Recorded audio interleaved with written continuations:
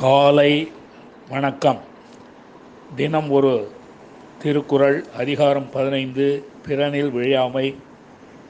குறள் 149. நலக்குரியார் யாரெனின் நாமநீர் வைப்பின், பிறர்க்குரியாள் தோள் தோயாதார். மீண்டும், நலக்குரியார் யாரெனின் நாமநீர் வைப்பின், பிறர்க்குரியாள் தோள் தோயாதார்.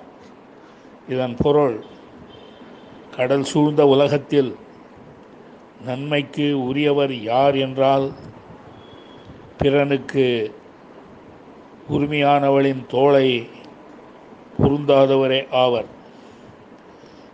மீண்டும், கடல் சூழ்ந்த உலகத்தில் நன்மைக்கு உரியவர் யார் என்றால் பிறனுக்கு